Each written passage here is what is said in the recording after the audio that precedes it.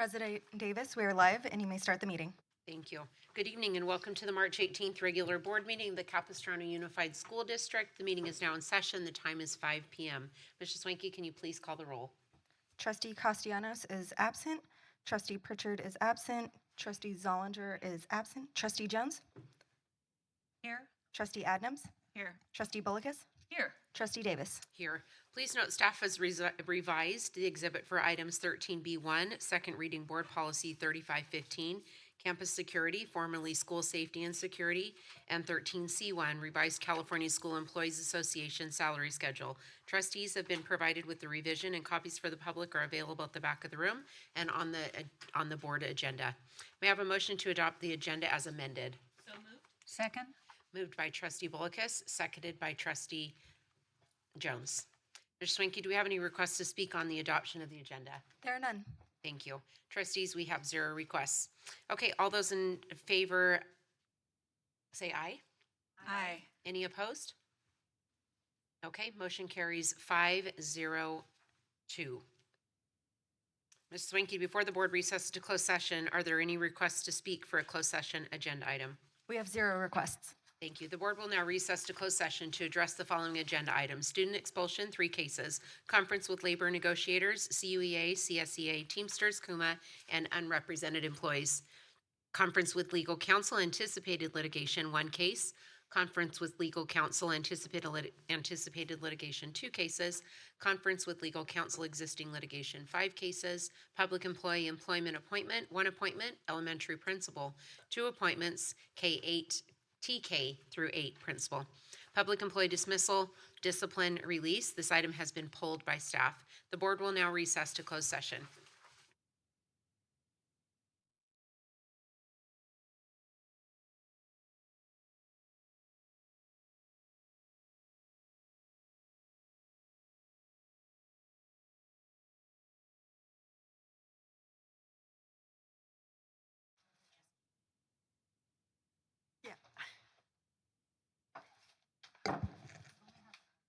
President Davis, you may start the meeting. Good evening and welcome to the March 18th regular board meeting of the Capistrano Unified School District. The meeting is now in session. The time is 6:04 p.m. Mrs. Swanky, can you please call the roll? Student Board Member Hanson is absent. Trustee Castellanos? Here. Trustee Pritchard? Present. Trustee Zollinger? Here. Trustee Davis? Here. Trustee Jones? Sorry. Here. Trustee Adams? Here. Trustee Bullicus? Here. And Trustee Davis? Thank you. Here. The Pledge of Allegiance will be led by Philippa Townsend.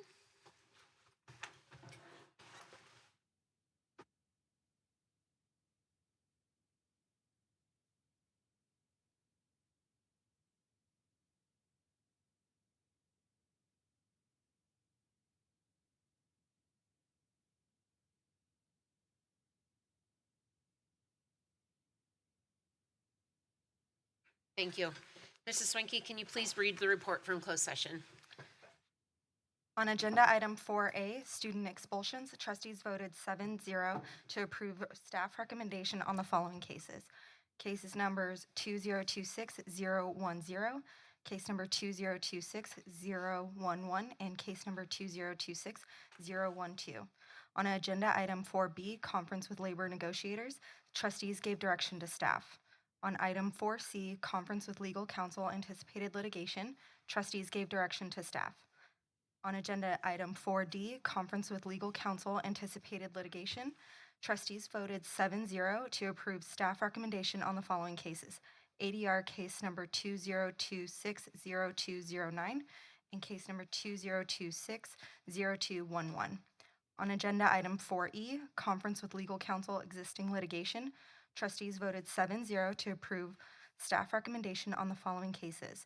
OH case numbers 2025-030499M, 2025-100076, 2025-110082, 2025-110155, and 2025-110879. On agenda item 4F, public employee employment and appointment, trustees voted 7-0 to approve staff recommendation to appoint Juliana Matino Smith, principal of R.H. Dana Elementary School, effective July 1, 2026. Natalie West Odabunmi, principal at Los Flores TK8 School, effective July 1, 2026. And Amanda Soboleski, principal of Rienda TK8 School, effective July 1, 2026. And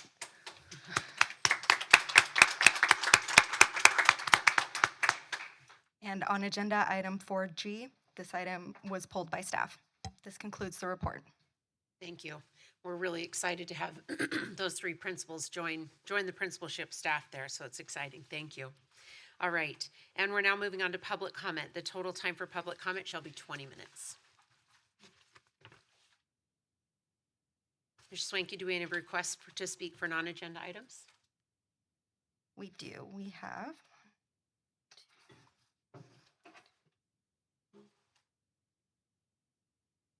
six. Okay, thank you.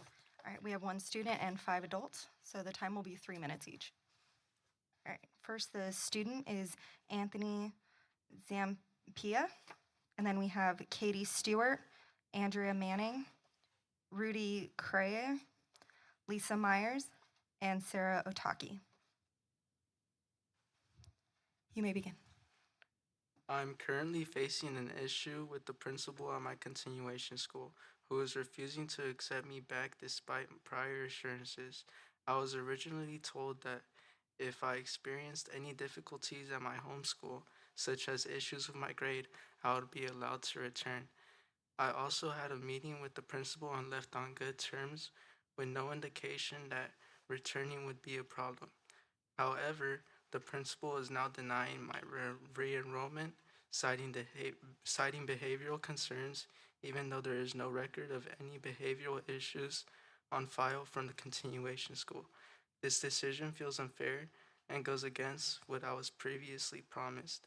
During my time at continuation school, nearly all of my teachers can vouch for my behavior and work ethic, describing me as an excellent student and respectful student.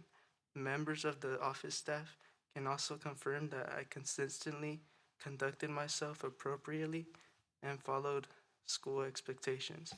I am a visual learner and tend to get distracted easily, which makes independent study difficult and not a suitable option for me. Their support and my learning needs, both. I thrive best in an in-person school environment. Thank you.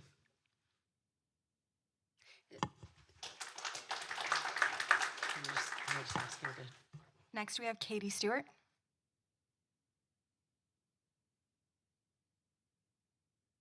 Good evening, board members. Good morning, superintendent. Good evening. There we go, icebreaker. My name is Katie Stewart. I am the PTA president at Lobo Elementary. I'm here tonight representing our families and the PTA members. I wanted to share more with the community so they can understand what's happening at Lobo and across our district. In recent weeks, we've seen significant changes happen really quickly. While Lobo families are navigating a co-location proposal at our campus, other elementary schools are getting announcements that they're up for closure. We stand with those families in solidarity as our families understand what it feels like when they get that shock and the uncertainty that follows while they're waiting for answers. I want other schools that are on the DAC list for low enrollment to understand that our PTAs are getting connected. We're sharing information, we're supporting one another, and that our collaboration is powerful and our collective action is meaningful. United, we're asking the board for transparency, clear communication, and strong partnerships with our families. We want to be involved. Yesterday, we got good news that Lobo is going to keep our star students on campus for next year. We really appreciate that. It matters to us. At the same time, we have a lot of unanswered questions about what co-location will look like day to day, and importantly, what the impact is going to be on our enrollment status, what our future looks like for our kiddos. We're hopeful tomorrow's meeting with Superintendent Brown will provide clarity so our families understand what that will look like a little more and can make those important decisions. So anybody here tonight and those watching from home, I'm asking you to stay engaged, to get connected, and to keep showing up. Thank you.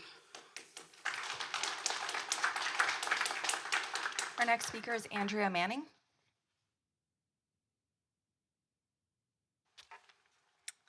Good evening. My name is Andrea Manning, and I'm a parent of 2 children at Marblehead Flex Academy. I serve our campus as PTA treasurer, room parent, CAC representative, and a lot of other roles. I'm here tonight because I am deeply saddened and frustrated by recent budget cuts that eliminated 2 critical roles at our Title I school: our school counselor, Miss Lauren Payton, and our bilingual community services liaison, Maria Gomez. I want to be clear, I really do understand budgets. I spent my career in asset management. I know that when resources are tight, difficult decisions must be made. But what I don't understand is how decisions like these are made without transparency and without clear consideration of the students most impacted. At a Title I school, these roles are not optional, they are essential. Miss Payton is not just a counselor, she is part of the daily fabric of our campus. She supports students with emotional regulation, conflict resolution, and she works directly with students who would otherwise struggle to access learning in the classroom. She works alongside teachers and administration to support children who are struggling, including my own. As a parent of a child with an IEP and a child that struggles with regular anxiety, I can say firsthand that she has changed our school experiences in ways that I cannot fully put into words. She has brought a light to our campus that is rare. She is a connector, energetic, empathetic, and deeply trusted by both students and parents. That kind of trust is not built overnight. It takes years. Which is why decisions like this raise an important question. Are we evaluating people based on tenure alone or based on impact? Because if we're asking who is truly making a difference, Ms. Payton is that person. And Maria Gomez ensures that our Spanish-speaking families, many of whom already face barriers, are seen, heard, and supported. Removing that role sends a message, whether intended or not, about whose access matters. Effective leadership isn't just about balancing numbers. It's about understanding people, impact, and community. When you remove supports like these, you are not just cutting positions, you are dismantling systems that help our most vulnerable students succeed. I ask respectfully for greater transparency in how these decisions are made, and for a deeper consideration of the long-term impact on the students and families who rely on these services most. Because once these supports are gone, the consequences may not be temporary, they will be lasting. Thank you.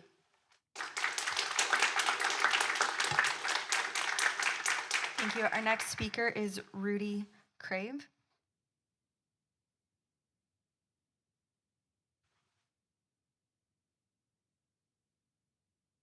My name is Krause, Rudy Krause. The last time I was here, probably about 5-6 months ago, I told you about the Muslim crisis in Europe, the Muslim takeover of Europe, Germany, Sweden, France. The Muslims have been raping all of Europe, over 1 million rapes. Same thing's going on here in the United States. Look at Mandami in New York. So before you had no knowledge, now you have knowledge. You know what's going on in Texas. Abbott is saying, well, we're lessening the Muslims. No, they've got 38 new mosques planned. I cited Valentina Gomez, who's running for Congress there. She's a hardliner against Islam, like a Brigitte Gabriel, who's been warning about Islam for the last 30 years. She's the reason that the Muslim Brotherhood has been classified as a terrorist organization. Now, all I hear on the internet is rhetoric. Oh, the Muslims this and the Muslims that, and the Muslims think this. They think convert or die. This is going to be white genocide. They want to kill all of the white infidels. They want to kill all of the Christians. They're beheading everyone in Nigeria. Even Trump has spoken about sending troops there. But no one has the answer. The last time I was here, I gave you the answer. You guys have to listen to me. I'm the only one in the world that is stating this. You're missing a step. It's going to go to armed conflict. It's going to have to go kinetic. But before that, the way to avoid that, the most rational solution, is to set up the Muslim ideology trials, congressional hearings for the Muslim ideology trials. This would be like the Scopes trials in 1930. Remember Creation and Evolution, when evolution won out. They called it the monkey trials. This would be the Muslim ideology trials, like the Muslim monkey trials, because they're throwbacks to the Middle Ages. This archaic thinking. This is a crime of the mind. These are the greatest crimes ever perpetrated on the history of the world. Islam is a crime of the mind. I run Cali CSI since 1990. It's when I started Cali CSI, Crime Scene Investigation. I specialize on crimes of the mind. You guys are involved in perpetrating this crime of the mind. Yet all the kids down on rugs, you preach Islam. That's wrong. Thank Thank you. you. Our next speaker is Lisa Myers.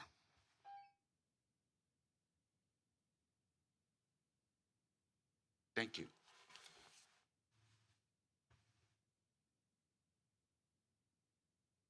No. Next person is Sarah Otaki.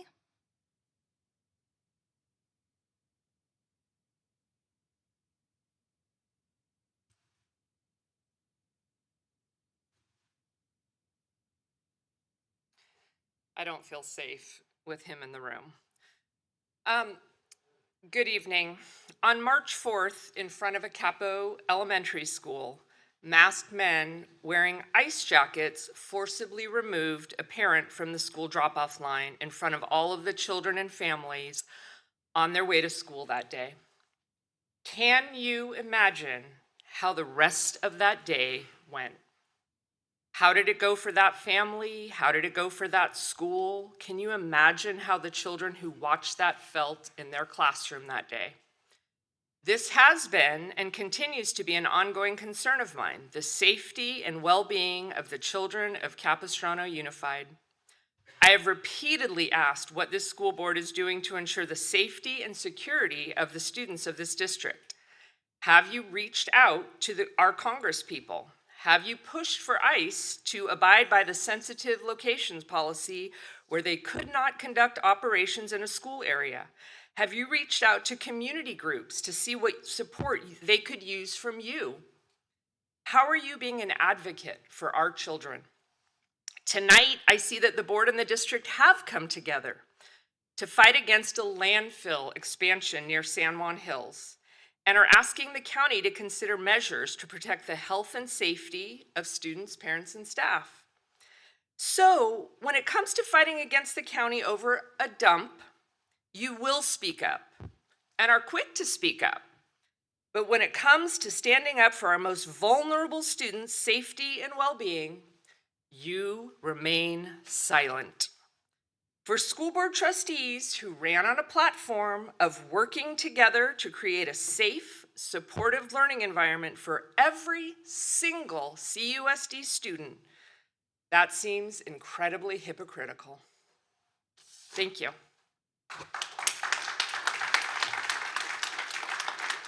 And I'm going to try one more time, Miss Lisa Myers.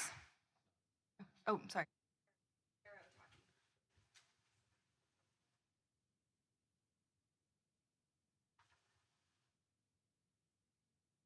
Go ahead. All right, good evening, President Davis, Vice President Pelucas, and trustees of the board. On January 30th, as I drove past San Clemente High School, I observed students milling about on either side of the road. One was holding up a sign through an open sunroof of a moving vehicle. I couldn't quite read it, but I thought, well, perhaps the students were having a fundraiser for their campus for student activities for San Clemente High School. But on my way back, I observed there were 2 police vehicles parked a distance away, and now there were a lot more students gathered there. Some began to stand in the street, and the vehicle to my right, at the very last second, had to abruptly swerve in front of me into my lane to avoid hitting the students who were standing in the street. They were holding a large flag, which I didn't immediately recognize. But right next to the flag, there were students holding handwritten signs with foul language, which was very disheartening to see. Then the high school students began hurling hard objects at the vehicles. You could hear as the objects ricocheted off the cars into the street, bounced into oncoming traffic. Due to the danger to the students and the vehicles, I called 911. The dispatcher advised that they had received several similar calls just before my call. And then I thought it would be important that San Clemente High School would be aware of what I just experienced. But when I called, I was told that there was no one available to speak with. So they said they would transfer me to an extension and I could leave a message, which I did. I left my cell phone number and my name, but no one returned my call to express any concern. And I would just love, that's why I had to come this evening. If there was someone from the district or San Clemente High School that could reach out to me, I would really appreciate it. Also, when it comes to the use of profanity, when I think about in these board meetings, for civility's sake and for good reason, we refrain from using profanity. In some of the past boarding meetings, I've become aware that some of the reading materials that have been selected for the children of the high schools, they're laced with profanity. And what kind of a double message does that send to our students if we're approving it for them to read in the classroom, but here in this boardroom, we don't allow it? For professional, I would love to see the same standards of professionalism that have been set in this boardroom, that they would also apply to the classroom for the students' sake, so that they would have standards that they could reach up to that would not drag them to the gutter in what they have to read in the classroom. Because what I saw in those signs was not necessarily what we would call the first-class, world-class education that I know each and every one of you want to deliver. Thank you. Thank you.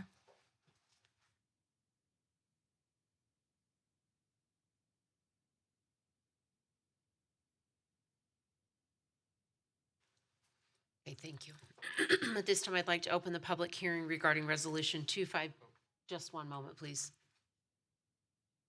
Well, welcome, Student Board Member Hanson. We'll go ahead and interrupt right here, and we'll have you go ahead and share your Hi, comments. sorry, I have to come in late because I come from my CCA class, which I love.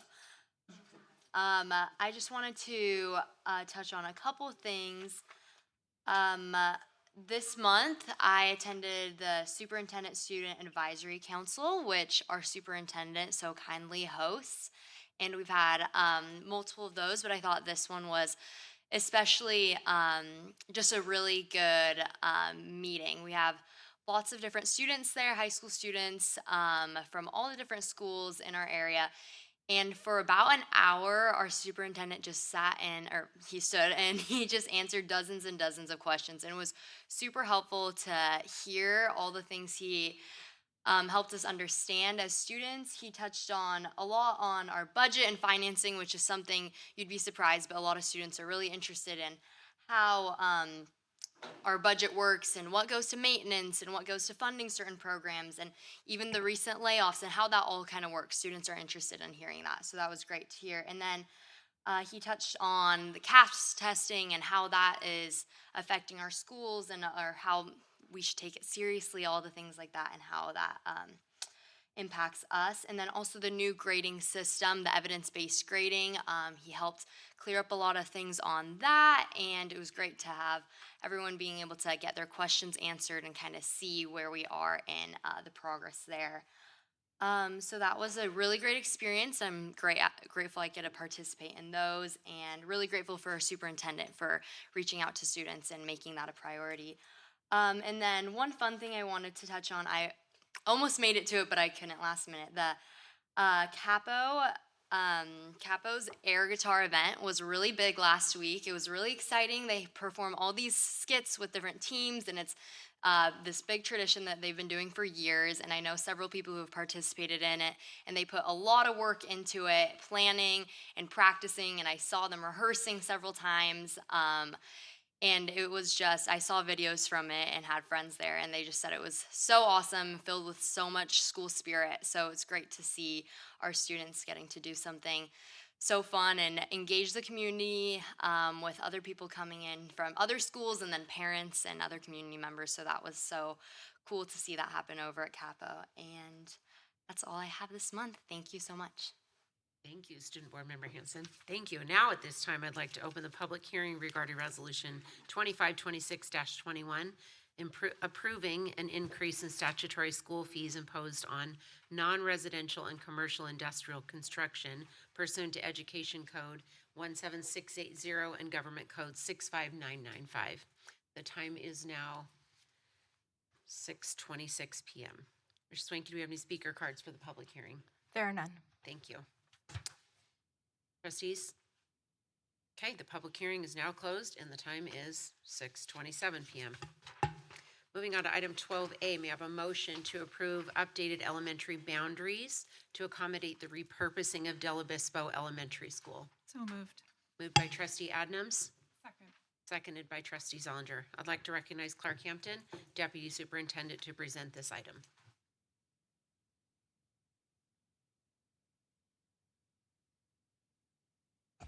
Hi, thank you, President Davis, trustees. So at the last board meeting, we did an information item on the repurposing of Del Obispo Elementary School.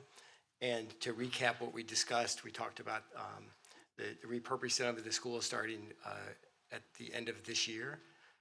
The Early Childhood Center then relocating from R.H. Dana to Del Obispo Elementary School, and affirming that students who reside in the R.H. Dana attendance boundary who do not wish to attend the immersion program would be then, their home school would be the Kenosha Elementary School, and then reassigning the Del Obispo Elementary School boundary to merge with Kenosha, and then the Kenosha Elementary School boundary would then accommodate the new enrollment for the entire area for both schools. So just to give a quick review of the boundary, it's combining the Del Obispo boundary with Kenosha to become one single Kenosha school, elementary school boundary, as depicted here. And again, to recap, the secondary school boundaries would not change. Both schools were boundary to Marco Forster Middle School. That would remain the same for the new boundary. And the high school boundaries would stay the same as they were. The portion of the Del Obispo boundary was for Dana Hills High School, and the other portion was San Juan Hills High School, so that would remain the same. And so this is the staff recommendation: repurpose Del Obispo Elementary School beginning July 1, 2026.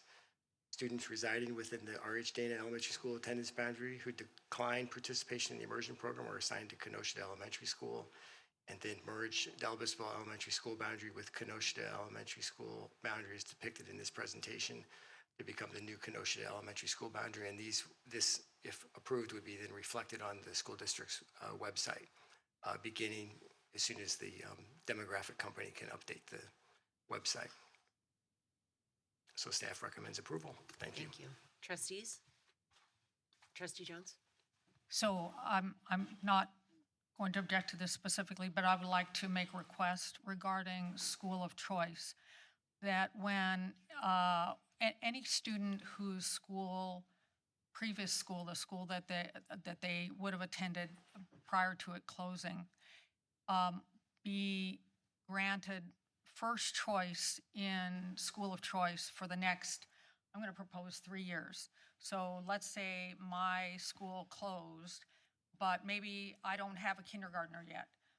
Maybe I've got a 3-year-old. I think that in my area, I should be, and I'm not talking about myself, obviously, but people in my area should have first right to school of choice for any other school in the district where it's appropriate. Obviously, they can't go to a high school if they're in 2nd grade. I just think that helps a little bit with the kind of soft landing for those whose schools are closing, and accommodates people who don't yet have children or don't have children that are quite old enough, but they will in a few years. So I'd just like to propose that. I don't know that we would have to do it today because it needs to Are be you looking to bring it to next month's board meeting? We could do that, but I wanted to bring it up here because I think that it is something that we need to make clear to, we need to offer this to parents, and I'd just like to advocate for it for parents all over the district who may have their schools closed there's very little that we can do about schools closing. We're in declining enrollment in this district and in all of California and the United States. But we can help those whose schools are closing or have closed or are about to close. And that also would go in line with schools that things are changing, like Lobo, that will be co-locating. I know we opened up the school of choice window to extend that for this year, but I think the superintendent. Yeah, so when I meet with these affected communities, that is one of the things we talk about. We haven't gone as far as 3-year-olds, but we have gone for upcoming TK through currently, and what we've said is that when they make a school of choice, they also are, their particular location gets, their family gets reboundaried to the school of choice, so they don't have to choose every year. Even if they have a future child, that child would be boundaried with their choice of their current child at the school. So the head of school of choice and I have a standing meeting that we're going to be having to talk about what that looks like, since we have this, but we have been offering that. Like, so for example, for Del Obispo parents, when we opened up the priority choice window both 2 years ago and this year, they were given priority to go anywhere with the exception of Ascensia, because Ascensia cannot take. The unfortunate fact is that pretty much all of our schools have room because we're in declining enrollment. So parents have got a pretty good choice, but we are doing that. So we can look at adding the 2 years of TK. We can talk about that in the school of choice meeting, but we are already doing that up through incoming TK. Okay, the following I appreciate that. And I clearly, nearly all of our schools are open in nearly every grade. I think there may be a few schools other than Ascensia that can't take, fourth graders or whatever. So I understand that. I just want to make sure that we are doing what we can for those families because it's very hard. We're trying to make it as Okay, easy thank as you. possible when it obviously is never going to be easy and can't be easy. But that's why we have the policies of not making them re-choose every year, and they can, so if I have a kinder or a first grader at Del Obispo and I get priority choice and I choose some other school other than Kenosha, Ambule, and then I have a 2-year-old, that kid's already boundaried to Ambule. Like my choice extends down. We've already given that to those families. And I just want to make sure that we're sharing that out, and it's on the website, and it's on the elementary sites websites, and any of our school websites, so that families are aware that that is an option for impacted schools. Absolutely. Thank you. Anyone else? Any other comments? Clark, would you mind sharing about the declining enrollment and what that looks like and where we get our information? For example, we get our information how to know how to staff and how to prepare for our upcoming TK and kindergartners from the hospitals, and we share a little on that. Thank you. So it's primarily, the two big reasons why the school district is in declining enrollment is simply aging out of homes where families with children moved in. Now the children have matriculated up through all the grades and the parents are still there, and they for some reason stopped having kids. So that's one reason for the decline. The other is the declining birth rate. The birth rate used to be over 5,000, now it's around 3,000. So we're seeing that now move through the system as well. So the way we do our projections is we look at those demographics, babies being born now, and then when they should be showing up in 4 to 5 years, and that's how we track our incoming. And then once they are with us, then we base it on historical information that we have on how the students matriculate through our system. And one of the things we tell parents is in our area, it used to be almost 6,000 births per year. Yeah. And so we would know that 4 or 5 years later, we would get 5,700 kinders. And now it's just under 3,000 births per year in our area. So we only get like 2,700 kindergartners 5 years later. So you don't see it as much in the high schools because those kids were born 18 years ago and there was more of them being born.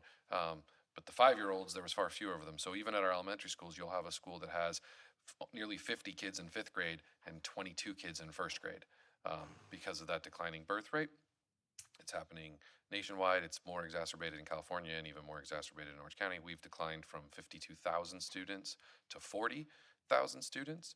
We expect, hopefully, Clark and I disagree on this number. We have differing opinions of the projection, but probably to level out around 32,000 students. We were the largest in Orange County at 52,000. We're the largest in Orange County at 40,000 because it's continuing this way. And so that those are what's happening in our local demographics, and people are staying in their house as they should, and they're not having second families. So here we are. And that's why I'd like a T-shirt that says "Get married and have lots of babies." So keep having more babies. We can't produce those as trustees. So so thank you for sharing that information as well. Thank you. Thank you. Okay, and with that, Ms. Schwenke, do we have any requests to speak on this item? There are none. Thank you. All those in favor say aye. Aye. Any opposed? Okay, motion carries 7-0. Thank you. And that's also with a preferential vote by Student Board Member Hanson. Thank you. Next item, 12B, may I have a motion to approve the certification of the 25-26 second interim financial report? Moved by Trustee Zollinger. Seconded by Trustee Adnams. I'd like to recognize Clark Hampton to introduce the item. Thank you, President Davis, trustees. Before I begin, I'd like to thank the person sitting next to me, Philippa Townsend, Assistant Superintendent for Fiscal Services, and her staff for the work they do. What we see is kind of the tip of the iceberg of the work that's done throughout the district I mean, probably millions and millions of transactions that come through the system and then roll up into these numbers that you see in our our adopted and interim budgets. So with that, so the governor, this is our second interim report. We're required to do two during the year after our adopted budget. And this is the second and last one for this year before we get to our adopted budget. And we start with what the governor's proposal is in January for what we're looking out for the future for when we get to June and we adopt our budget for next year. And so these are the proposals that the governor has put into his budget for next year. And then the process goes to the legislature. They do their work up in Sacramento, and then they negotiate and come to an agreement. And then the legislature passes the budget, and the governor then signs the budget, and then we move on to the following year. So the impact of the governor's proposal for Capistrano Unified for next year is that the COLA would be 2.41%. So now the COLA is a number that's based on, I think, 7 calculations. There's like 7 items that are calculated to give the COLA, and then but it was lower. So once they got the final COLA, they reduced the amount. So what we're projecting is now lower. So that's why the number is red. It reduced our out-year revenue by $2.7 million. Then the governor has proposed increasing special ed, which gives us the green numbers of $2.6 million. So now we're still behind $0.1 million, if you're doing the math. And then also he's proposed a one-time discretionary block grant of about $19 million would be the benefit, and then a payback of the learning recovery block grant to schools, and for Capistrano over the next 2 years would be $2.5 million. And he's also, the state is projected to enter into some deficits in the following year, so that there's going to be a little bit more of a rocky economy, what they're projecting. Of course, anything can change. And so the governor is proposing to hold back $5.6 billion. He did a holdback for this year, and the holdback is larger for next year. So it'll be interesting to see how the legislature deals with that, if they decide to give more ongoing money and the governor agrees to it, or they keep it status quo. So that's kind of what we're looking out for the future. And those are all factored into our multi-year projection when we provide the interim reports to you. So we show you what our current year is looking like, and then the following 2 years. That's the purpose of these interim reports. And so this all gets factored into these out years. So now with that, I'm going to turn it over to Philippa to go into all the gory details of the second interim. And So to go into more detail on the $5.6 billion, because that is an important point. In the proposed budget, the governor only provided $116 billion for Proposition 98 in the current year, instead of the calculated level of $121 billion. He refers to the approximately $5.6 billion difference as settle up. The rationale for creating the settle up is to mitigate the risk of potentially appropriating more money to Prop 98 than is ultimately available at the end of the year. The governor also did repay, as Clark mentioned, the $1.9 billion in settle up that was held back from us last year, but then immediately turns around and withholds $5.6 billion for this year. The use of the term settle up is misleading because it was previously used to describe a situation in which the Proposition 98 was under appropriated compared to what revenues actually came in as at the end of the year. With this new settle up, there is also no clear schedule for repayment. So we don't know, there's no rule saying when we get the money back. But since this $5.6 billion has already been given to the non-Prop 98 side to spend, any money to repay this $5.6 billion would only come in if more revenue came in to the state than was previously estimated. And the problem with that is any money that comes into the state, 40% of it already comes to us. So you can see there's going to be a problem repaying this money. This next slide. Excuse me. Yes. May I interject for the audience, since Trustee Jones and I have been working with legislators this first part of the week, for everyone to know that $5.6 billion in the state of California represents $900 per student for all of California. So that's a very large sum of what we would lose per student, $900. Thank you. Thank you. So yes, that dollar amount is $909 per ADA, which, if you did the math, that was my big point I was so excited about. We always defer to trustees, just so you know. So this would be over $30 million for CUSD. However, if by some miracle we do get the money in at the state level and it does get passed through to us, it would be passed through to us most likely as one-time funds, not as ongoing funds. So moving into the development of CUSD's budget, we include this slide not only for your information, but also for the Orange County Department of Education, so they know what assumptions that we use when we're developing our budget, so that they can see if we're using reasonable assumptions. I'm comparing here the first interim and the second interim budget, so you can see what changed when we were developing the budget. And as mentioned before, the COLA estimate for 2026-27 and 27-28 is lower at second interim than it was at first interim, which results in less money in our budget. And the California Consumer Price Index, or CPI, is higher, meaning the estimate for the amount of inflation for supplies and services is higher, so that would also mean less money for our budget. Next slide, please. So enrollment trends, we've talked about that already, but this is our 16th year of declining enrollment. Before that, it was increasing for 30, 40 years.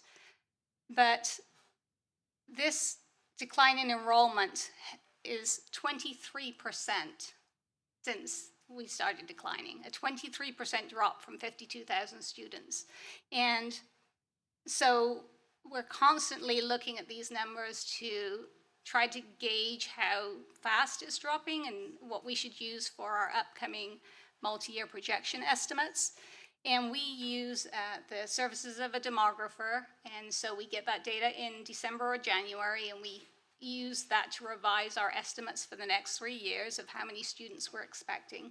And then we adjust that again in September once we see how many students actually start school that year. Next slide. In the multi-year projection, we have to include the 3 years, the current year and the next 2 years. As we come up to the 26-27 budget, we will need to move our multi-year over 1 year, so that's why 28-29 is included on these two graphs showing ending fund balances. On the left-hand side, you'll see the first interim multi-year projection. We were obviously showing a negative fund balance in the fourth year in 28-29, which is why we've been working on reducing our budget, because if we go into 26-27 with a negative third year, we will have to declare that we have a qualified budget to the county. But since we have looked at our budget, made some budget reductions for the second interim on the right-hand side, you can see that we will have a positive above 2% fund balance in the third year of the multi-year, once we get to 26, 27. Slide, please. So this is where we are in our budget cycle. Immediately we finish the second interim, we start work on the budget that we will present to you in May and June, incorporating any new information that comes out in May. We will not have 26, 27 final state budget information, but we will have everything else in the budget at that point. We will bring the budget back in May and then in June for adoption. And after that point, we will revise the budget in September with the final state budget information and also present unaudited actuals for 2025-26. So we are presenting this budget and recommending a positive certification of the second interim financial report. And we also recommend a continuation of our looking at our budget and making reductions where necessary to ensure we continue to maintain a positive budget in the future. And with that, if there are any questions, we'd be happy to answer. Thank you. Thank you. Mr. Swanky, do we have any requests to speak for this item? We do have one. Thank you. Luca?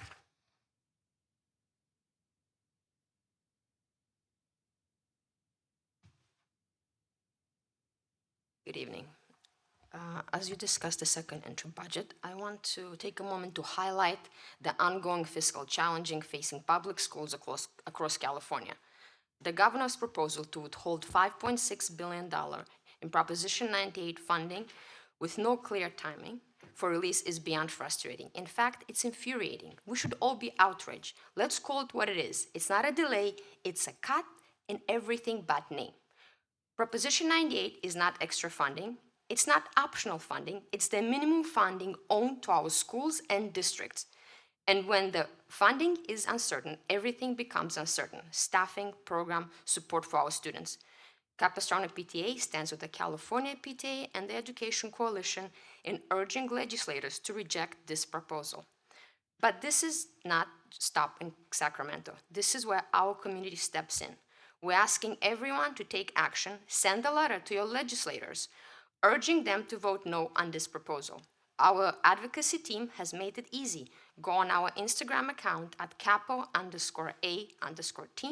and scan the QR code. One gives you a ready-to-scan letter. The other helps you find your legislator. And here's how we show our strength as a community. Take a picture of yourself sending your letter and post it on Instagram with hashtag #ProtectTheBase. Let's make sure Sacramento sees us and hears us. And keeping with our Mission Impossible tradition and theme, this is our Mission Possible moment. Your mission, should you choose to accept it, is to send your letter to your legislator asking protect the base. This mission will not self-destruct, but the opportunity to do so meaningful right now might. Thank you. Thank you. Trustees? Trustee Bolikas? I just want to say thank you to Luca. Trustee Jones and I were on a Zoom meeting on behalf of California School Board Association with Assembly Member Lori Davies today. And that is exactly what she recommended.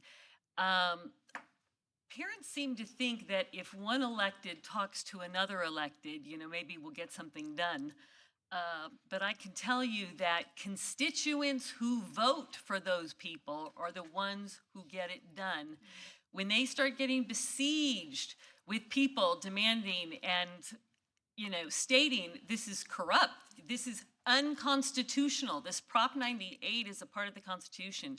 So as many of our 40,000 students' families that can write, as Luca was recommending, use the PTA website to help in that.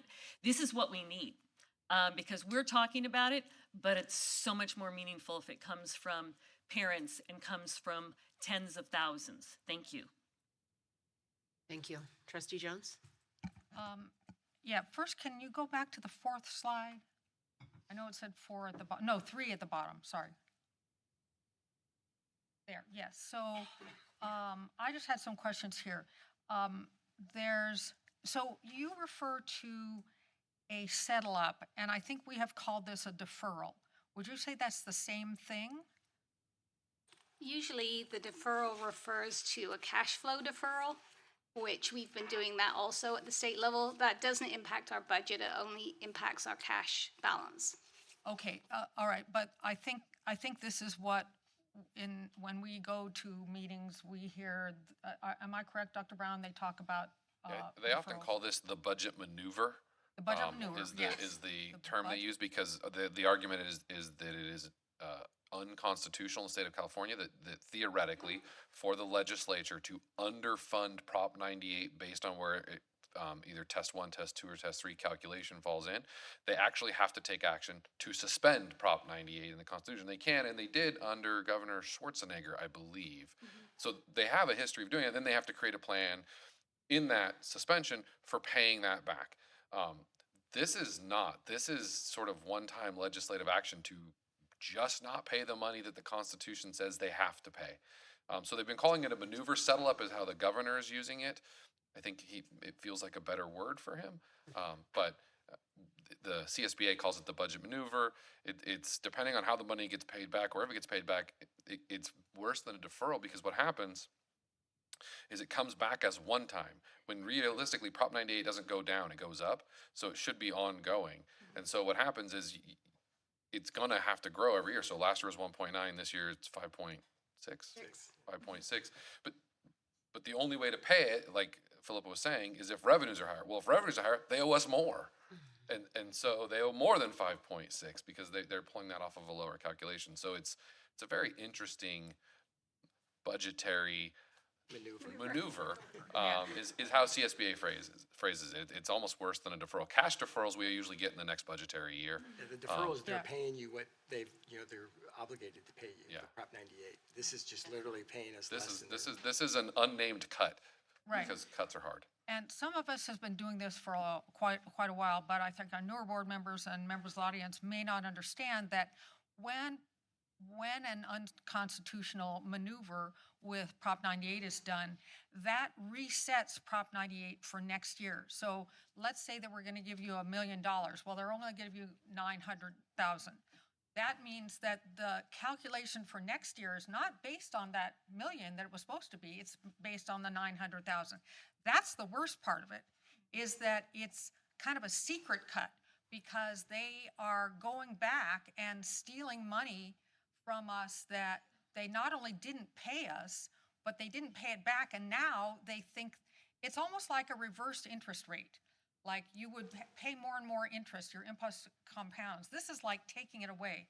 It is a nightmare. Well, and it's interesting, if they give us a loan, because we were to go into receivership, we do pay interest. Absolutely. But when they don't pay us, no interest on the loan that they're basically taking from us. Absolutely. I want to also thank Luca Greco for bringing this up, and I do like the protect the base. And I do not want to take your thunder, but I also want to say that I've maintained for some time a list of legislators in California, Congress, Senate. I've just added the Board of Supervisors. They don't help us really, but just, and the members of the Assembly and the Senate Education Committees and all of their staffers. So if you would like to email me, I'm going to do my little salute, gijones@capitalUSD.org. I will send you that. And I can try to send you some additional information. I can send you some additional information. But if you will follow what Mrs. Greco said, I think that's great as well. It's true. People say to me, oh, well, you're a school board member. You should be speaking out. I speak out, but I am only one voice, and I'm not taken more seriously than anybody else is. It's really important that the public do something about this because it's going to hit us hard, and all of the things that are being talked about layoffs and school closures, well, it's very sad. Thank you. Other trustees? And most importantly, we need to continue to raise the base, which Luke has also been working on tirelessly. Thank you. Okay, thank you. All those in favor say aye. Aye. Any opposed? Motion carries 7-0. Thank you both. Thank you. Next, we'll move on to item 12C. May I have a motion to approve board action to adopt district's initial proposal to California School Employees Association, Capistrano Chapter 224 for negotiations for the 26-27 fiscal year, and California School Employees Association 26-27 initial reopener contract proposal for the district. So moved. Moved by trustee Bolkus. Seconded by trustee Zollinger. I'd like to recognize Dr. Bob Presby, Associate Superintendent, to present the item. Thank you, President Davis and trustees. Staff presents item 12C, our initial proposals from the district and our CSEA Chapter 224, also known as the Sunshine Proposal. This action is required before the parties can come to resolutions on contract negotiations for the 26-27 school year. We're excited to get started with our CSEA labor partners in negotiations. We recommend approval. Thank you. Ms. Swanky, do we have any requests to speak on this item? We have none. Thank you. Trustees? Okay, all those in favor, say aye. Aye. Any opposed? Okay, motion carries 7-0 with a preferential vote of aye from Student Board Member Hanson.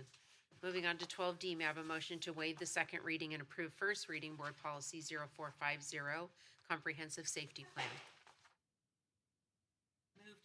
Moved by trustee Adams, seconded by trustee Bolkus, and I'd like to recognize Dr. Greg Marwin, Associate Superintendent, to present the item.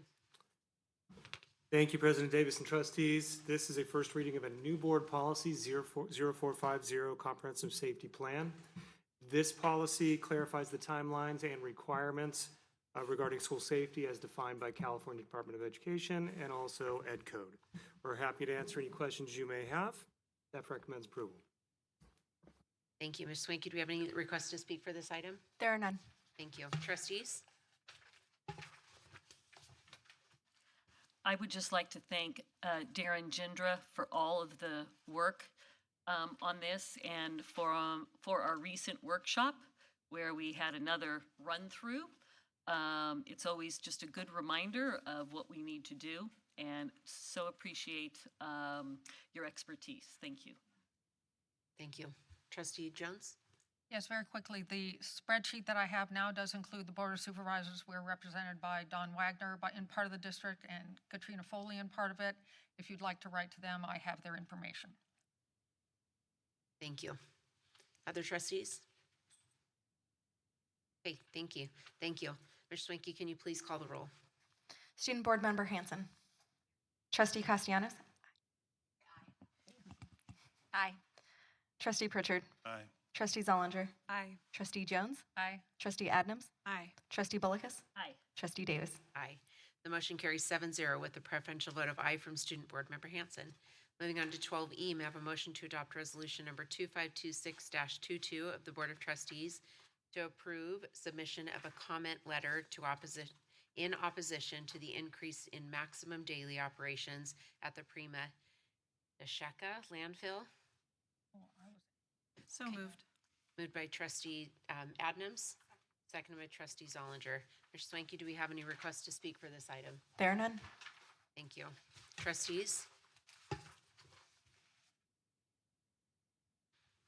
Okay, I know that there's. I'm sorry, I'll just Trustee say. Zollinger, please. Yeah, this is another thing that we can write to our local legislatures about this because it's very concerning. I talked to somebody that works for Katrina Foley last night, and she said that Katrina Foley wasn't even aware for a while that she was kind of blindsided by this whole increase in capacity. It was just kind of quiet. So I think if we all only have until tomorrow to oppose this, the public comments close tomorrow. So this is your opportunity to send a message. And I wish I had the information. I bet Gila does. Should we include that? I have it at home. I just don't have it readily for you. But again, if you reached out to me, I would be able to. But if you remember, if you're reaching out to Gila, ask her if she can include that as well, and I can share it with you. But I already sent some emails out today. It's frustrating. It's not just the increased capacity, but it's the increased gases that our kids are breathing at San Juan Hills. And a lot of people will argue, well, you knew the dump was there before. When you bought a home. I moved to Ladera Ranch 22 years ago. I was aware that there was a landfill there, but I was not aware that they could just double the capacity. And that's doubling the capacity of large trucks driving on our roads where our new drivers are. And if you've driven by San Juan, I've had 3 graduates there. I have someone there currently. I have a child there currently, I should say. It is very congested, and I'm really grateful that this letter addresses this. So I appreciate this letter a lot. I read through it today and appreciate it. So please reach out. This is a time, it took me probably 2 minutes to send a letter. Yes, I've done some letter writing and some reaching out to our county supervisor with no success on a return call. So I'm hoping some others are getting some more information there. But they're looking to bring in waste from out of the county. And our concerns are traffic, dangerous place to have students transported with all landfill trucks, water waste. Dirtiest beach for decades is Poche Beach, and it's potentially due from the seepage from the landfill. And there's many, many, many issues that are big concerns, and they're looking at doubling it. So this is definitely a concern for our families obviously in Ladera Ranch and in San Clemente, as it borders that, and our San Juan Hills High School. So please make sure that you reach out as well. Thank you. Any other comments? Okay, and all those in favor? Aye. Any opposed? Motion carries 7-0 with a preferential vote of aye from Student Board Member Hanson. We'll now move on to consent calendar. Mr. Swanky, do we have any requests to speak for these items? We do have 2. Thank you. So I will call those speakers forward. We have Lene Bergman and Jen Mulford.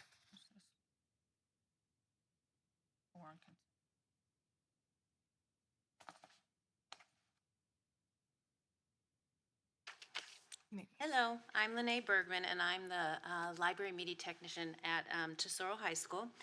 And I wanted to explain a little bit about fees that we collect at the end of the year mostly. Beginning of the year, some, but most at the end of the year. So during registration at the beginning of the school year and textbook collection at the end of the school year, high school libraries receive a large amount of textbook and Chromebook debt payments. Last year, Tesoro collected about $10,000 with an average payment of about $50. In order to process those payments accurately and in a timely manner, the library media technicians rely on the library media clerks to keep the library open and lines moving while the library media technicians process these payments. The payment process involves several steps to complete, as libraries only take cash or checks for textbook debt, requiring writing up a receipt in a receipt book, recording the payment into the computer, collecting said cash or checks, and locking them up safely. If the library media clerk is not assisting, the line of students will come to a halt and a bottleneck will be created, which will frustrate parents and students. Also, in making deposits to the district, the library media clerk is invaluable as they watch the circulation desk while the library media technician is securely counting out a view of the public. Library media clerks are also a valuable second set of eyes to recount deposits to make sure the library media technician was accurate in the first place. Please reconsider eliminating our library media clerks as they are essential. Thank you. Our next speaker is Jen Mulford.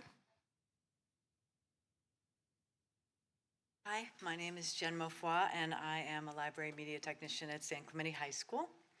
I'm here today to talk about the Williams legislation, and it's great that all the schools have passed. That means all the students have all the materials and credentials, teachers, and safe facilities that they need to succeed.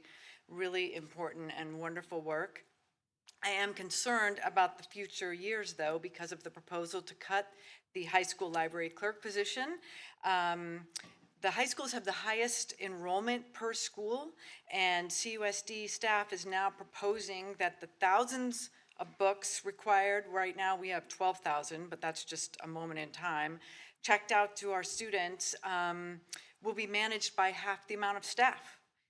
These are important materials to have the children have what they need to access their curriculum and have pass the Williams legislation, comply with those requirements. So the library staff, let's see, I'm urging the board and the CUSD staff to reconsider cutting the library clerk position in the high schools in order to continue fulfilling equal access of materials to CUSD students, including all the Chromebook work we do. The students cannot access their curriculum without their Chromebooks, and that includes troubleshooting, and includes password resetting, it includes assessing whether there's damage. So the library staff are the service desk for the students to have access to those materials. Also, the high schools are the last place to feel the declining enrollment. My high school has seen a 10% decline in enrollment since its high 10 years ago. So why not adjust the staffing based on the decline, not just wholesale cut the staff entirely by 50%, just cut it by 10%. So I'm really urging you to consider the risks involved to the compliance, as well as the potential workman's comp claims with all of these thousands of books, being handled by one person now. I appreciate your consideration. Thank you. Do you have any trustees that have any consent items they would like to pull? There being none, we have a motion to approve the consent calendar. Oh, sorry, I didn't know my light was on. Sure, I'll move the items. Perfect. Okay, moved by trustee, perfect. Drones and seconded by trustee Zollinger. Ms. Swank, can you please call the roll? Student Board Member Hanson. Trustee Castellanos. Aye. Trustee Pritchard. Aye. Trustee Zollinger. Aye. Trustee Jones. Aye. Trustee Adnams. Aye. Trustee Bullicus. Aye. Trustee Davis. Aye. Motion carries 7-0 to approve the consent calendar with the exception of the items pulled. With no exception. Thank you. Superintendent and board members, do we have comments? Let's hear it. All right, I'm going to start by saying I did not pay student board member Hanson to talk about the superintendent's advisory group, but yes, I have a great time when I get to talk to students, and they ask tremendous questions. They really, really want to know, and these are mostly juniors and seniors. For most of these kids, they're not asking for their own self, but they're asking for the future kids who are coming up. They're, some of them months away from graduating. So it's really awesome to see that our young people are taking such an interest in what we do and how we do it. And they ask questions. They definitely had me a few times on okay, I gotta really be careful, mind my P's and Q's. The other thing that happened last week that was excellent is we had 6 schools be named California Distinguished Schools. That brings our total to over 86 actually honorees in the history. This is a big county. We have 28 districts in this county, only 42 schools in the county were California Distinguished Schools, so you can kind of do the average and realize that 6 is above the average. But our 6 distinguished schools are Arroyo Vista, Bernice Ayers Middle School, Capistrano Valley High School, Las Flores Middle School, Marco Forster Middle School, and Tesoro High School. So those are great accomplishments for those schools. And the used to be you would apply, but now the state assigns categories, and the categories this year were 3 categories. So it was high academic achievement for all students, it was closing the achievement gap for underserved students, and for being beacons of opportunity for Title I students. So really they look at the scores at the end of the year and how students are doing, and those schools have really moved the needle for their students while maintaining high levels of rigor. We also have 2 big, exciting, awesome events coming up. So March 30th, we'll all be together to celebrate our Teachers of the Year at the, I believe we're at San Juan Hills High School, celebrating all the teachers at all the different schools that were recognized by their colleagues as to be Teacher of the Year. And then the following night, we'll be at the honors concert at the Segerstrom Concert Hall in Costa Mesa, watching our incredibly talented secondary school students play for us. It's one of the better nights in terms of the night events. Not that other nights aren't great, they are, but this is one that my wife requires to be invited to because it's so much fun. Looking forward to my calendar, if you want to interact with me like the student advisory group gets to, we have a coffee chat on Friday, April 3rd at RH Dana at 8:15 in the morning. And then for those who aren't early risers, we have an evening forum at Don Juan Avila Middle School on Monday, April 13th. And that concludes my comments. Thank you. Trustees? Trustee Adams? Okay, yes, I have a couple of fun things to talk about tonight. Last week, Trustee Davis and Trustee Zollinger and I attended the College and Career Advantage board meeting, and we just continue to be so impressed with what is being offered by our CCA. And for those that maybe are listening and aren't aware of what CCA is, it's a joint partnership of the Capistrano Unified and Laguna Beach Unified School Districts, providing high quality, relevant, and engaging career technical education across the region, preparing students for career and academic success. This program offers so much. We have investigation labs at all middle schools, and we have CTE classes at all of our high schools. Excuse me. We also have regional after-school courses, and all of these are amazing, and they cover such a wide variety of careers and options for students. It ranges from auto mechanics, business management, dental assisting, to fashion design and urban farming, which sounds super fun. I just want to really urge middle school and high school families to check that out. And don't forget that that is available to your students. Our goal here is to prepare students for the life that they're going to have after they leave here. And for some, it'll be college, and for some, it'll be straight to a career. So the College and Career Advantage program is amazing. I highly recommend all parents checking it out.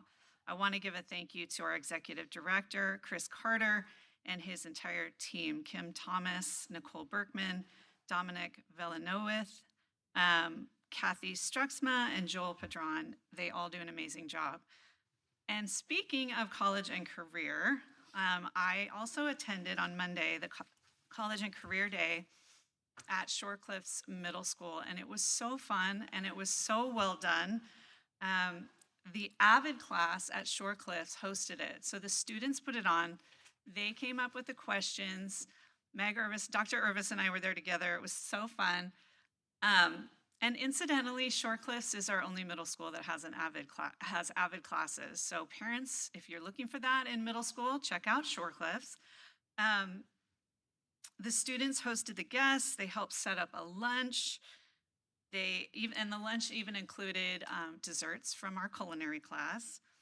And they just asked amazing questions. We had industry leaders from all sorts, like we had landscape architects. We had a guy who owns a burger place. We had a pilot, member of the armed forces, newscaster. That was the kids' favorite. They were like, we really like that news lady.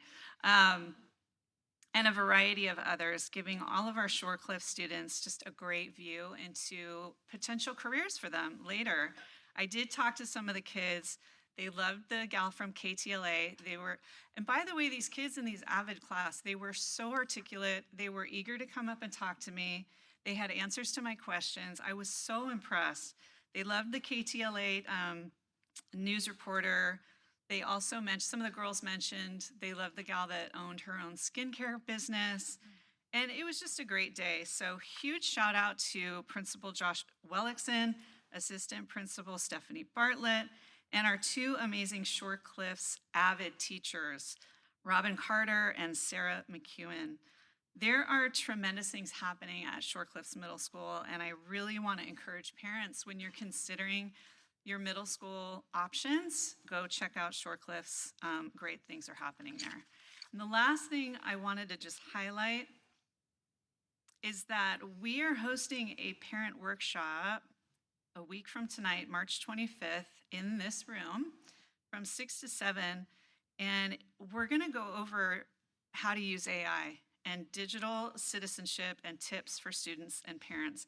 I love that we are offering these workshops to parents. And again, I really want to encourage parents, take advantage of this.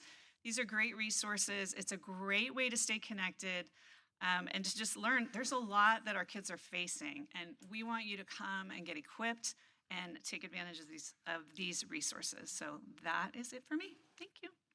Thank you. Trustee Balkus? I just want to take a brief moment to do a shout out for San Juan Hills High School and Capo Valley High School.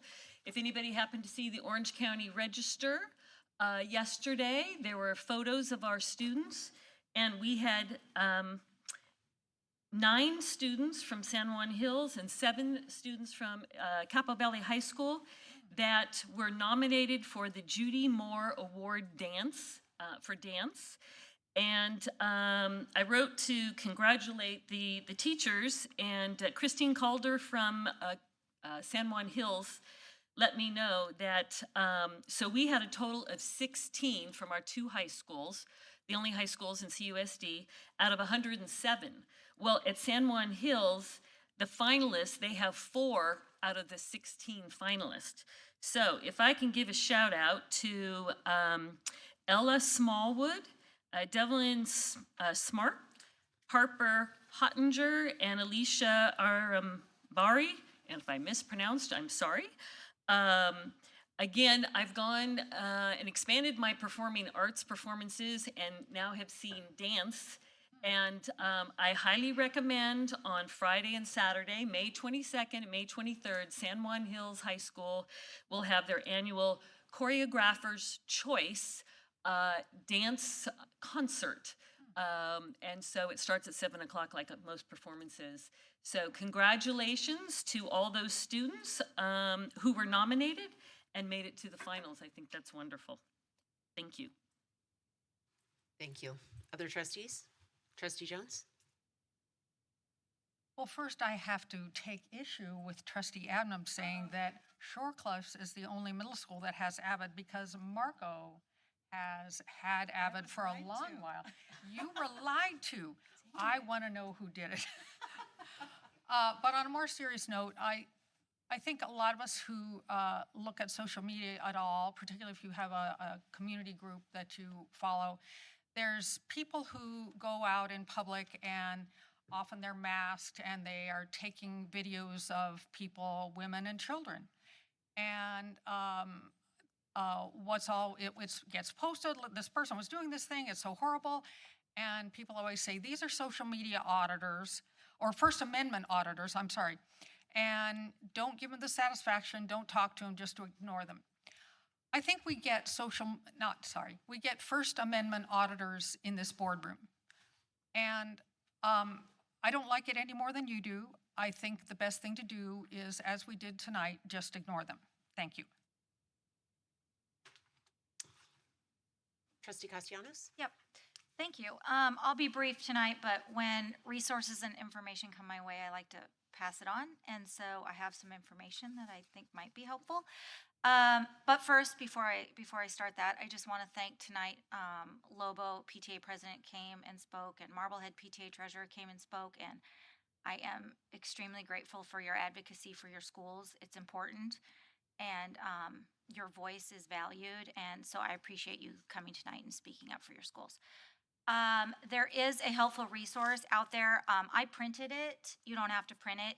You can just view it online if you'd like to. It's called the 2026, I'm sure they do it annually, California Children's Report Card.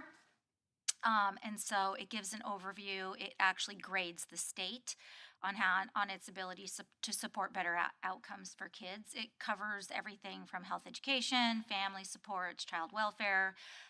It does cover education, and so it was interesting to note that education funding gets a C.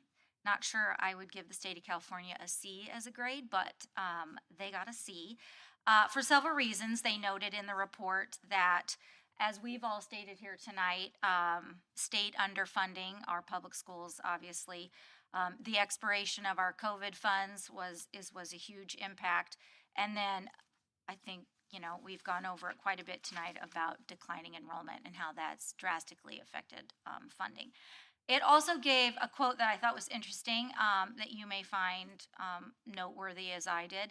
If California funded education at the same effort as New York, our state would have $43 billion more per year for public schools. So just think about that. We definitely could do better in this state, and we don't. And it's frustrating to sit on a local school board and not feel like my state supports public education. So we could do better, and we should do better. So that is out there. Please feel free to check it out. It's a good read. And then in February, I had the opportunity to go to LegCon with PTA. You heard Luca speak tonight, and also other parent advocates who were in the room. It's great to go up there. You learn a lot, although, again, as you all probably know, it's extremely depressing. The state of public education funding, and then, of course, the next several years that are coming down the pike, it's not getting any better for us. We talked about it a lot tonight. I was going to chime in, although I was going to talk about it at the end. So again, the big advocacy push up there was the $5.6 billion delay, or as we've stated tonight, cut from public education that's guaranteed under Prop 98. I did meet with Assemblymember Davies while up there. She is supportive with our advocacy work up there. I do think I want to really reiterate what Trustee Bullicus and Trustee Jones stated tonight, that we have a voice, but your voice matters. And your voice matters because you are in numbers, and you're voters, and you're their constituents. And please reach out to them. I advocate every day, and it's a brutal job to, as Luca can probably, and all the advocates that are in this room, that every day it feels like you keep pushing and you keep talking and you keep having meetings. And sometimes we feel like we're going in circles. But if we would all come together and create one voice for public education and funding, then we might be able to get somewhere in this state. So please, please continue to use your voice and reach out. Like G.I. Jones said down there, she has the contacts for you. But it is extremely valuable. It is always reiterated to me when I go up there that they want to hear from their constituents. So they're more than happy to meet with me, and they want to know the state of the district and how it affects us locally, but they love and they value your opinion a lot, and your voice matters. And then there is coming down the pike Prop 55 extension, and so right now they're just in the very beginning stages of collecting signatures, so you may be out there and be talked to about signing. They're trying to get it on the ballot. It is something that currently stands, and then it does expire in 2030, and so again, we're looking at another funding that is set to expire for public ed, and so we are looking to get it on the ballot so that can be extended. So there's lots of things going on out there that directly affect our local school districts, and funding is crucial. And as you know, we are significantly lower funded than most of the schools in California, and so we need your help. So thank you very much. Thank you. Trustee Bullicus? Yeah, if I could just dovetail on that and ask a question in regards to, I felt the California School Board Association, I think we both agreed, really did some excellent talking points that we've been using when we've been meeting with legislators. And then there was an article, was it EdSource or EdWeek? I think it was EdSource that wrote a really terrific article that Trustee Jones and I were even thinking about printing out to have. Would it be possible if I shared that we could put that on our website so that parents could then refer to those and see what we're talking about? Because besides the Prop 98 and this $5.6 billion, California School Board Association is putting forward 4 assembly bills that essentially, as I was explaining when we were on the calls, if your business is off, and you're struggling, just to continue to run your business in the same way is not really a good plan. You have to rethink about productivity and what is effective. And so what we are saying to our legislators and to our government is that we cannot keep going this same way. We need to be effective. We need to measure our effectiveness and quit cramming more unfunded mandates, more reports that we have to fill out. We have 3 full-time people in CUSD that do nothing but fill out reports. They put together, CUSD, a document called Drowning in Documentation. They didn't do anything about it. They had a deadline to review the reports to see which ones could be eliminated. And so now we've got another assembly bill that's going in to try and point that out again. So anyways, if we can put that on I think it would better explain and give you some talking points if you want to pick up and phone your legislator or use in your emails or your letters. So look for that in the days ahead. Thank you. Thank you. Other trustees? Oh. Okay, and I'm going to add on to that. I was able to be on the call with Trustee Bolkus and Trustee Jones today with Tony Strickland's office and CSBA, and I appreciate the work that you guys are doing to really advocate and to work with our legislators. And I spoke with Lori Davies about some of these bills as well, and it really is important that we keep moving forward and keep working on each and every bill, because it is critical that we help protect public schools, because it means everything. I'd just like to highlight just a couple of things. Trustee Bolkus and I were able to go to the San Juan Hills High School spring concert last week, and it was just fantastic. And the men's choir, that he takes these young men and they just do such an incredible job there.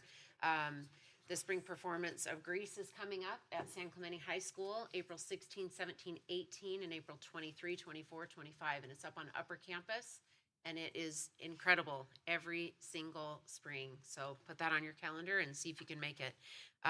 Trustee Castellanos and Superintendent Brown and I were able to see the Disney's collaboration with Sagerstrom of Lion King, which was performed at Wood Canyon Elementary School, and they were fantastic. I mean, the costumes, the acting, the songs, it was just absolutely incredible.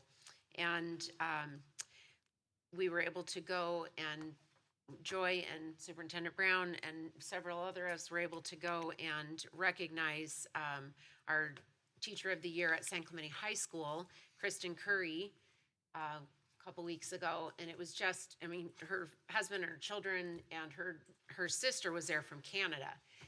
And it was just a really special day to celebrate her and support her. And she's an incredible teacher, and she does just a great job for us. So it's incredible to be able to highlight some of the great work in our schools.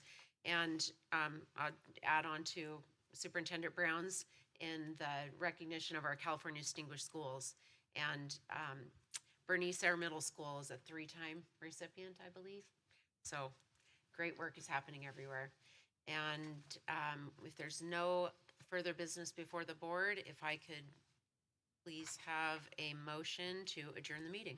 So moved. Moved by Trustee Bolkus. Second. Seconded by Trustee Adnams. All those in favor say aye. Aye. Any opposed? Motion carries 7-0 to adjourn the meeting. The time is now 7:28 p.m. Thank you and have a great night.